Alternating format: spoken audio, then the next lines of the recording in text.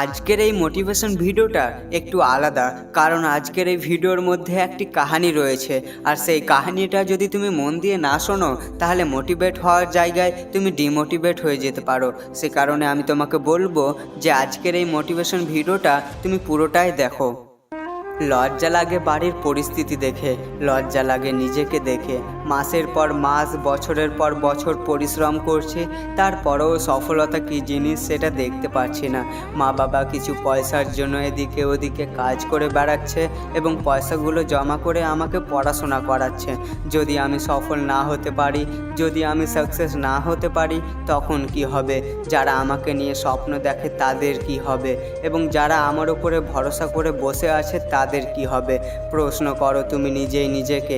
আমি কি আমার বাবা মায়ের দুঃখ, কষ্ট, অভাব এগুলো দূর করতে পারবো না? আমি কি আমার বাবা মায়ের স্বপ্ন পূরণ করতে পারবো না? বন্ধু, এইভাবে কখনো সফলতা পাওয়া যায় না। তুমি যে জিনিসটা পেতে চাও তুমি নিজের মনের মধ্যে গেঁথে নাও এবং তুমি সেই জিনিসটাকে পাওয়ার জন্য জেদি হয়ে ওঠো। তোমাকে যদি 12 ঘন্টা পড়তে হয় কিংবা পরিশ্রম করতে হয় তো তুমি করো। আর তোমার উপরে এখন প্রেম ভালোবাসা করার ভূত চেপেছে। যখন সফল হতে পারবে না তখন তুমি বুঝতে পারবে যে ভালোবাসা পেলাম না সফল হতে পারলাম। বন্ধু, এই জীবনে কেউ তোমার সঙ্গী হবে না, শুধুমাত্র তোমার মা বাবা এবং সফলতা ছাড়া। এটা তুমি মনে রেখো। যদি তোমার বিশ্বাস না হয় তাহলে এই কাহিনীটা তুমি মন দিয়ে শোনো। স্যাম নামের একটি ছেলে ইউপিএসসি পরীক্ষার জন্য নিজেকে তৈরি করছিল। তার মা হাউসওয়াইফ এবং তার বাবা কৃষক। স্যাম তার বাবার একমাত্র আদরের একটি ছেলে। তার বাবা পড়াশোনা করেনি, কিন্তু তার বাবার স্বপ্ন ছিল স্যামকে পড়াশোনা করিয়ে পুলিশ বানাবে। তার বাবার স্বপ্ন বড় ছিল, কিন্তু স্যামের ইচ্ছা ছিল যে সে তার বাবার স্বপ্ন একদিন পূরণ করবে। স্যাম যখন পড়াশোনা করার জন্য বাইরে পড়তে যায় তখন স্যামকে তার বাবা ট্রেনে উঠিয়ে দিয়ে স্যামকে বলেছিল যে স্যাম দেখ বেটা, আমি তো আমার জীবনে ভালো এবং বড় কিছু করতে পারিনি, কিন্তু তুই ভালো করে পড়াশোনা করে বড় কিছু করিস।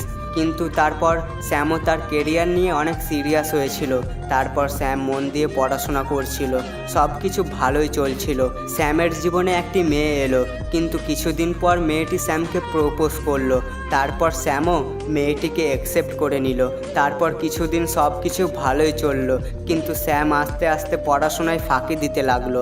এমনকি কালকে পড়বো এই আশায় পড়াশোনা করতো না, পড়াশোনা ছেড়ে দিত। স্যাম নিজেকে ভ্যালু না দিয়ে রাত 2টোর সময় 3টার সময় তার প্রেমিকার সাথে সে চ্যাটিং করতো। স্যাম সকালবেলায় না ঠিক টাইমে উঠতে পারতো, না ঠিক টাইমে রাত্রে ঘুমাতে পারতো।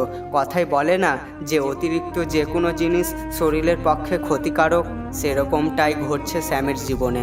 স্যাম ভালোবাসার মধ্যে এতটাই ডুবে গিয়েছিল যে কোনটা ভালো কোনটা খারাপ সে বুঝতে পারতো না।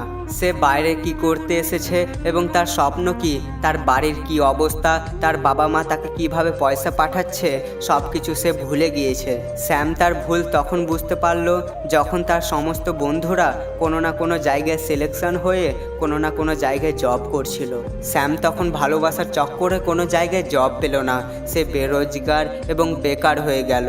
আর স্যামের প্রেমিকা যখন জানতে পারলো যে স্যাম বেকার, তখন তার প্রেমিকা বাহানা করে তাকে ছেড়ে চলে গেল। আর স্যামের প্রেমিকা তখন স্যামকে বলল যে দেখো, আমাদের ভালোবাসা আমার বাবা মেনে নিচ্ছে না। স্যাম তার জীবনে কিছু করবে এই ভরসাটা যতক্ষণ ছিল ততক্ষণ তার প্রেমিকা তাকে ভালোবাসত। আর স্যাম যখন তার জীবনে কোনো চাকরি অর্জন করতে পারল না এবং সে যখন বেকার হয়ে গেল, তার ভালোবাসা তখন শেষ হয়ে গেল এবং সে মেয়েটা কোনো কিছু না ভেবেই স্যামকে ছেড়ে চলে গেল। কিন্তু স্যাম চিৎকার করে করে কাঁদতে লাগলো, কারণ স্যাম না ভালোবাসা পেল না কেরিয়ার। তার বাবা মায়ের স্বপ্নটা ভেঙে চুরমার হয়ে গেল, যার জন্য তার বাবা মা দিনের পর দিন কষ্ট এবং পরিশ্রম করে পয়সা পাঠাতো, সে পড়াশোনার নামে তার বাবা মাকে ধোঁকা দিল। বন্ধু, এবার তুমিও কি এরকম চাও যে তোমার সাথে এমনটা হোক? যদি না চাও তাহলে পরিশ্রম করো, আগে সফল হয়ে যাও তারপর কিছু। কারণ 18 থেকে 25 এই বয়সটা এমন একটি বয়স যে বয়সে মানুষ নিজের জীবন গড়ে তোলে এবং নিজেকে বরবাদ করেও দেয়। শুধু পার্থক্য এটাই যে সময় বুঝে ভালো কিছু করবে সেই জিতবে এবং যে সময় নষ্ট করবে সে সারা জীবন পস্তাবে।